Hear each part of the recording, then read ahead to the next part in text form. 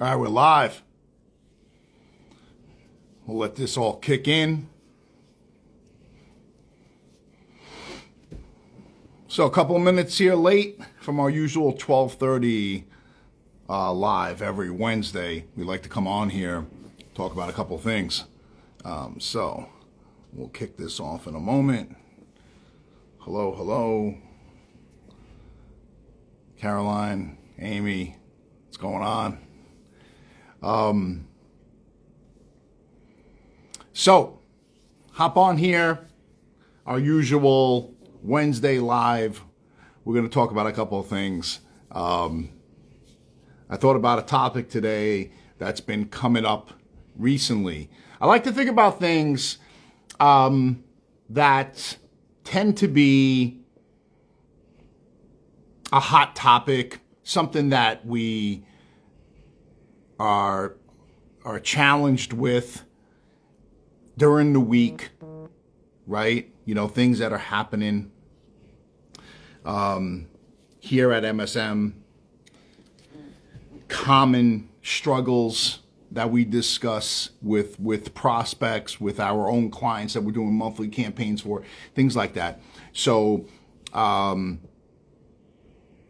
I like to then touch upon that and elaborate in more detail for you, when I hop on here to kind of give you some insight and, make you think a little bit differently or make you realize, what you could be doing to move the needle in your business. So one of the areas that continues to resurface is having a branch strategy. And I think that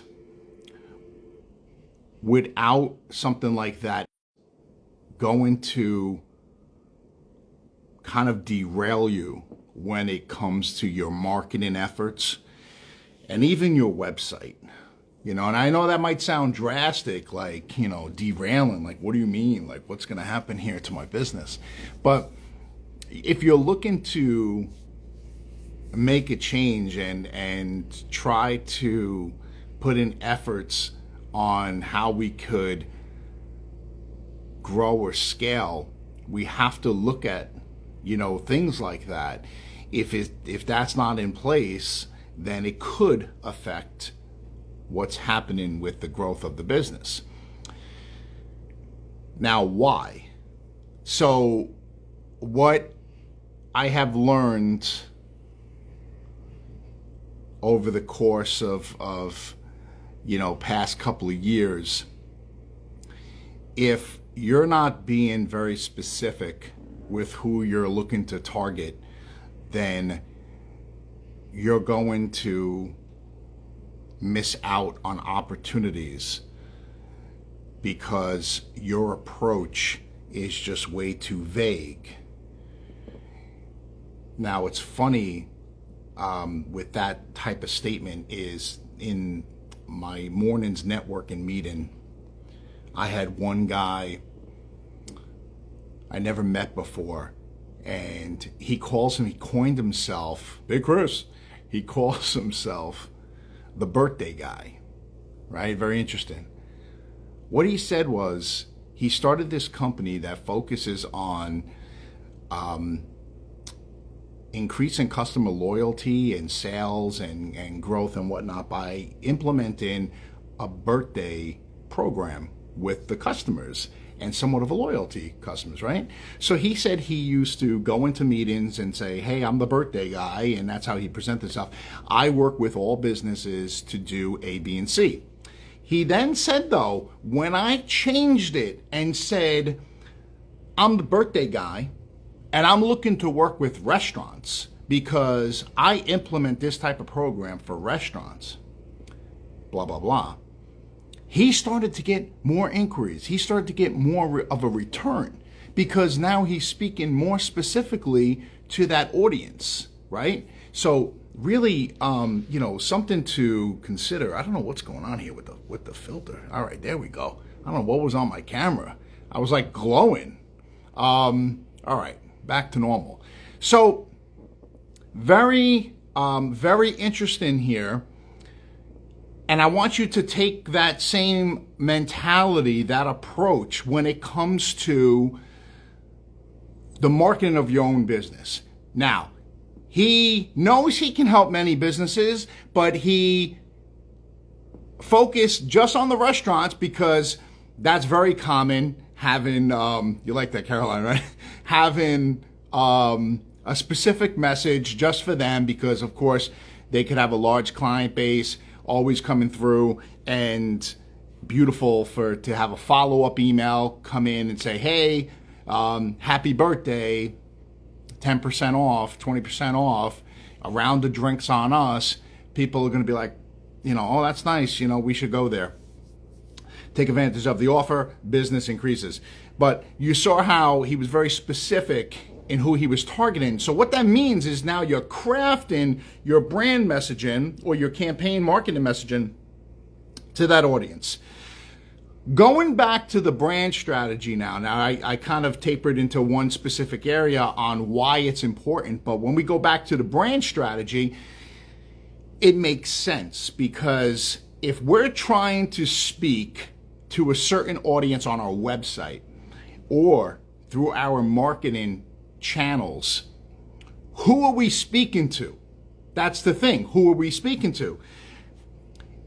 It's almost like you got to reverse engineer a little bit, right? And I was just doing this last week with another longtime client that we used to do a lot of business with, and now we're speaking again for a new strategy. And there's a lot of moving parts. And one of the first things I said, we're going to go ahead and do an assessment, but before we even begin, we need to determine who we're speaking to.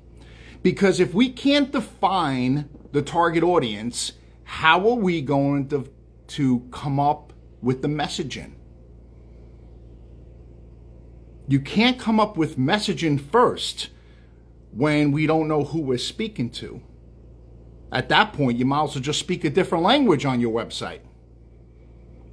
So that should make sense, right?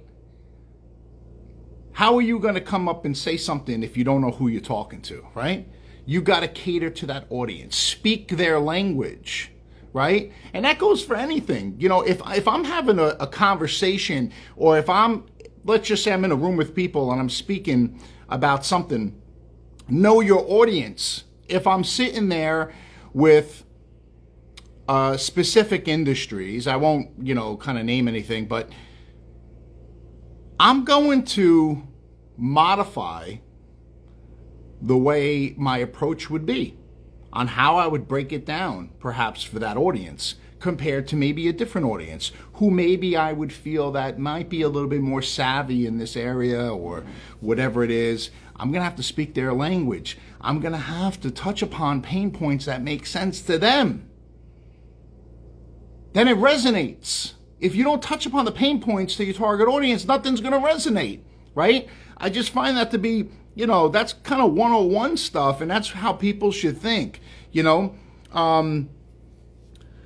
not going to listen if nothing's resonating, if you're not touching upon the pain points. So that's why it's important. And I feel like that's the mentality that we should have with running the business and handling the marketing, understanding the target audience and why do they need you? What are they struggling with and why do they need you? There could be people listening to this that have their hands in different businesses and industries. Understand who the target audience is and why they should hire you. What is your solution, right? That all gets tied back now to the brand strategy that we mentioned in the beginning on why it's important to have such a strategy in place before you get involved with the marketing efforts. We had yet another conversation. We're going to be working with this organization down in Florida, and again, had the strategy call, came back, had a presentation with the proposal and the assessment. And that was one of the things. They lacked the brand messaging. Since this is a nonprofit and they're looking for donors and it is an important organization, you have to have the proper brand messaging in place, because your objective is to, you have two audiences. You have the donors who understand the importance of the cause, and you need to educate them on what you are doing. And you also have then the people that you're supporting because of the organization. So you have to understand the audience. So we have to go back, because they don't have that at the moment, to the brand strategy and creating the voice. Who is the new voice here of the brand, right? So that's very, very important. And I wanted to touch upon that today, because it is something that has been, just constantly coming up in our conversations. We always go back there. We always have these conversations with different businesses, different companies that are looking for assistance in their marketing efforts. And it's not just a simple, quick button that you press and you start launching a campaign or ads or whatever it is. Even if a person is looking to get ranked on Google, there's just so much more than that. That's the thing. There's much more that is involved for you to be effective and successful. That's the thing. I could run ads all day. If it's going to some Mickey Mouse website that's not set up for marketing, capturing leads, having tracking, having conversion goals set up, speaking the same language that you have on the ad campaign, just burn your money. Burn your money. Because it's not going to work, right? And if anybody's going to take your money and not go through this process, red flag. Say goodbye to your money as well. So these are things that you just keep in mind before launching any sort of campaign, before redesigning your website. Evaluate the stance of the brand, the strategy, the messaging, and identify really who you're speaking to. That's so important, okay? So important topic here. I think we're at that point. I don't know if there's a question or two on this topic. Kind of covered a lot of different areas here, but it is something that really needs to be focused on before starting any sort of campaign. Nail down, I'm going to say that first, nail down your target audience. Who is your ideal customer? Start there. What are they struggling with? What could be their pain points? How are you the solution? You're working backwards. I'm not going to come out of the gate and saying, oh, we're the best marketing company, hire us, get you on the first page of Google. Who am I talking to? Determine who you're speaking to so you could be specific. And now you're speaking directly to that to that customer. You're speaking directly to them. You perhaps even using, their language. It's a funny story, but like when we're talking about knowing your audience, when I'm in a room or if I'm sitting down with a guy who, where I could tell maybe where he's from and how he likes to do business. He could be a handshake guy, whatever, things like that. You know what? My language is going to change. My language is going to change because I understand I could speak the same language there. I'm not going to come off more as this by the book type of corporate approach. It's not going to work with a guy like that, right? You got to understand your audience, and you got to be real. You got to be real, and you got to break it down on how you would approach whatever type of campaign you might be looking for. So just understand your audience, understand how to speak to that audience, so that whatever you are saying is resonating with them. And you'll just find more success going that direction, okay? So great topic. I mean, I could really go on about something like this. It's something. It's part of my daily communication, honestly, with people I speak to. I'm having these same conversations because a lot of people just don't understand this area. And what we do with a lot of our assessments or even the calls that I'm on, we're educating. That's what we're doing. We're educating. We're making them really open their eyes, and they're realizing, oh, you're right. You make sense. And I say that, listen, does this make sense or it doesn't make sense? I'm not trying to sell you anything. I'm breaking it down for you. What you currently have online, your current marketing campaigns, it's fragmented. So you should go about it this way. Take this approach. Does that make sense to you? That's it. This is simple. There's no we're not trying to perform any sort of trickery. I'm just breaking it down simply. So hopefully what I just went through here does make sense. And you implement that, with anything you're doing for your own business. So thank you for your time today coming in. I appreciate that, Caroline. Yes, it builds the trust. It's huge. You got to build the trust, and you got to be relatable. That's why my approach is a little bit different. I can't speak about anybody. I don't want to speak about anybody. I just speak about myself, and my approach has always been that way. What you see is what you get. There's no smoke and mirrors when it comes to having a conversation with people, and you have to build the trust. When I talk about things, there's no hidden agenda. I basically tell them, and honestly, to be honest with you, I know others maybe in the industry that would actually charge for that type of assessment, because the education and the thought process that I'm offering on that specific call, and it could be an hour of my time, the next person would certainly charge for that time. And they would be in the right, because you can take my direction or my ideas perhaps and go elsewhere. You can, right? But what I'm trying to do there is build a little bit of trust for the relationship. And